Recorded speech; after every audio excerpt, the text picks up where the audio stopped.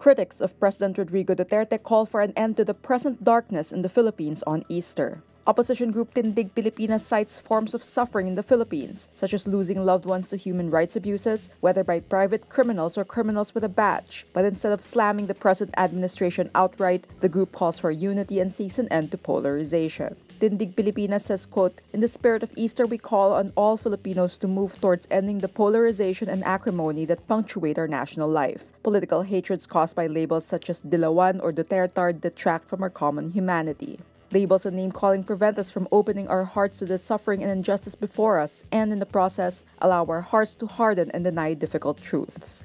Detained Senator Laila de Lima, meanwhile, warns of fake modern-day kings in the country. De Lima says, quote, "Instead of pretending to be kings and abusing our roles, let us care for and serve our people, especially the less fortunate and marginalized." In his own Easter message, Duterte asks Filipinos to rid themselves of arrogance and hand each other forgiveness.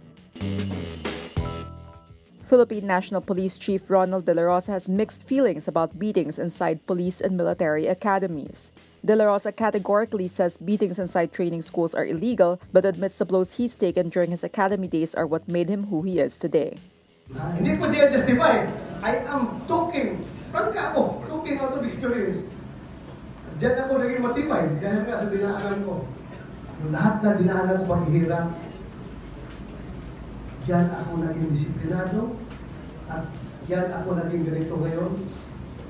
Bakit ako? Sometimes I'm very tough and sometimes I'm very soft because of sa dinaanan ko training. The PNP chief's statement comes after a video surfaced showing what appears to be a hazing ritual in the PNP Academy. Dela Rosa in previous interviews admitted it is a culture deeply embedded in the Philippine security forces.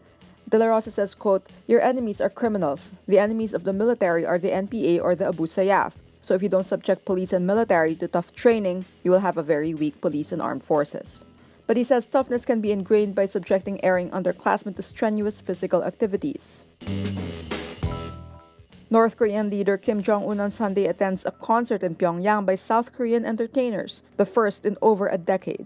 The concert is the latest gesture of reconciliation before a rare inter-Korean summit on April 27. The 120-member group, 11 musical acts including a K-pop girl group, as well as dancers, technicians, and martial artists, gives a concert Sunday with another set for Tuesday. Reports say Kim shook hands and took photos with the Seoul stars backstage. He also supposedly suggests another event be held in Pyongyang this autumn. One of the most closely watched acts was K-pop girl group Red Velvet. The group performs two of their hits, Bad Boy and Red Flavor.